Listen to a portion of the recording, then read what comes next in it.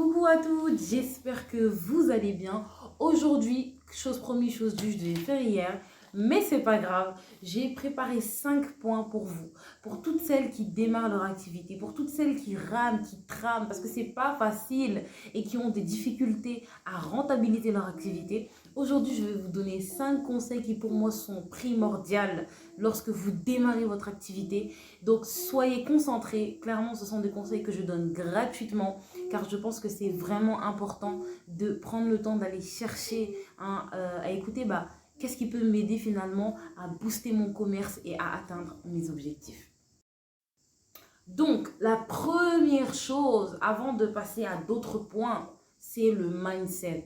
Le mindset, c'est l'état d'esprit lorsque tu veux entreprendre. Es-tu prête à avoir des obstacles? Es-tu prête à ne pas avoir de clientes pendant des mois? Es-tu prête à patienter et à être dans la galère pour que ton projet y marche? Es-tu prête à patienter? Es-tu prête à apprendre? Es-tu prête à rencontrer des personnes qui vont te casser et te dire que ton projet il est nul et qu'il ne réussira jamais? Est-ce que tu t'es préparé à tout ça? Parce que oui, c'est important de dire la vérité. L'entrepreneuriat, c'est bien. L'entrepreneuriat, c'est beau. Mais l'entrepreneuriat, c'est dur. L'entrepreneuriat, ça demande du courage. Ça demande d'être patiente et persévérante. Et quand je vous dis force à toi, là, je le pense vraiment. Parce que je sais que c'est difficile. Alors, as-tu cet état d'esprit de te dire non, je suis prête à tout. Peu importe les obstacles que je vais avoir, je suis prête à les affronter et je vais tout. Donc, le deuxième point que j'ai noté, lorsque tu prends bien conscience que l'entrepreneuriat, c'est bien, mais c'est pas facile, il faut que tu prennes conscience que pour que ton business il fonctionne, pour que ton business il marche, il faut que ton business il soit intéressant. Il faut que ce que tu vends, ça plaise aux gens. Clairement, ne vends pas quelque chose qui ne plaît que à toi. Même si tu pourras trouver tu trouveras toujours un pourcentage de personnes qui aiment les mêmes choses que toi. Mais si ton objectif c'est de faire beaucoup d'argent et que tu vends quelque chose qui plaît que à très peu de gens, clairement, la réussite de ton business, elle est très bancale. C'est pour ça que c'est important d'avoir un business qui peut plaire à beaucoup de gens. Un business qui plaît aux autres. Un business, tu sais que tu as fait un sondage et que peut-être c'est quelque chose qui va te rapporter de l'argent et tu pourras peut-être en vivre convenablement. C'est vraiment important de prendre en compte ce facteur. Si tu vends quelque chose qui n'intéresse personne, eh bien les retours seront très faibles. Est-ce que vous comprenez? Maintenant que tu as trouvé un business qui plaît, un business qui pourrait intéresser beaucoup de gens et qui pourrait te permettre de vivre convenablement, il faut que aussi tu n'oublies pas que tu dois faire l'effort de t'entourer de personnes positives. Je ne cesse de le répéter sur mes réseaux. Entourez-vous de personnes qui croient en vous. Arrêtez de demander des conseils à des personnes qui ne croient pas en vous. Fais de la folie. Quand tu as mal à la dent, tu vas voir un dentiste. Quand tu as mal à la tête, tu vas voir un docteur. Lorsque ta voiture, elle ne roule plus, tu vas voir un mécano. Alors, lorsque ton business ne marche pas, ne va pas voir ta sœur qui n'a jamais fait de commerce, qui ne sait même pas ce que c'est la rentabilité et tu vas lui demander des conseils. Comment elle peut t'aider? Entourez-vous de personnes qui vont vous aider et qui vont vous donner de la force, qui vont vous permettre d'atteindre des objectifs et qui croient en vous. Ne vous entourez pas de personnes qui ont peur, ne vous entourez pas de personnes toxiques qui vont vous dénigrer et vous rabaisser. Enfin, un autre point qui ne vous plaira pas, mais il faut que je le dise, c'est quoi?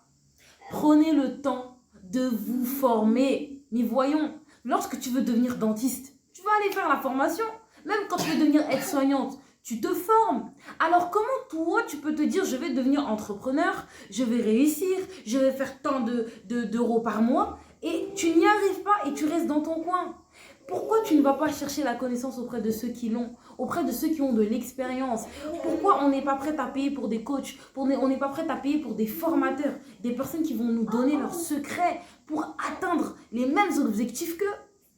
Quand vous regardez bien, il y a certaines cultures où ils ont cette habitude. Lorsqu'ils veulent quelque chose, ils sont prêts à payer, à mettre le prix. Si je te dis là, tu payes 200 euros pour une personne qui va te donner tous les secrets pour que ton business il fasse 10 000 euros par mois, tu vas le faire ou pas? Alors pourquoi on n'est pas prête? Pourquoi on reste... Donc voilà, j'arrive à la fin. Car comme vous le savez, j'accompagne les femmes. Oui, il y en a qui ne le savent pas. Je suis étonnée parce que je pensais que c'était clair. Mais ce n'est pas grave. Comme on dit dans la vie, Mieux vaut tard que jamais pour le savoir. J'accompagne les femmes, toutes celles qui ont des projets, toutes celles qui ont envie d'atteindre leurs objectifs, toutes celles qui ont envie d'avoir une personne qui va les écouter, qui va les conseiller et qui va les aider à mettre en place des stratégies petit à petit pour atteindre leurs objectifs. Ne restez pas toute seule. Comme on dit là, le loup là, il mange plus facilement la brebis qui est seule plutôt que qu'elle qui est dans le troupeau. Alors entourez-vous de personnes qui ont le mindset de winner.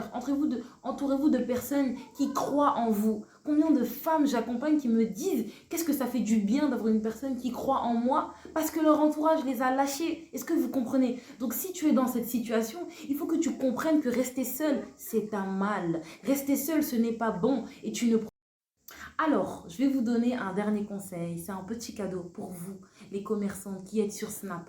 Hein, je vous donne ce conseil vraiment gratuitement. Peut-être que vous l'avez déjà entendu, mais si je vais bien appuyer dessus rapidement. Et surtout, ne cherchez pas la gratuité. Si vous pouvez, contactez-moi. Vous n'avez aucune excuse pour ne pas chercher de l'aide si vraiment vos business ne fonctionnent pas. Quand vous êtes sur Snap et que voilà, des influenceurs vous font de la pub, vous ne pouvez pas vous contenter de mettre vos flyers matin, midi, soir. Ça ne marche pas. Les gens qui vous suivent, ce sont des êtres humains. Ils ont besoin de sentir que vous vous intéressez à eux, que vous mettez des contenus intéressants et que vous êtes une personne intéressante. Aujourd'hui, les gens achètent pas pour ce qui est à l'intérieur, mais pour ce qui est à l'extérieur. Avant de commander chez toi, les gens veulent te commander toi. Ça veut dire il faut que les gens aiment ton comportement. Il faut que les gens aiment comment tu es, ta façon de parler, ta façon d'être pour pouvoir commander tes produits. Est-ce que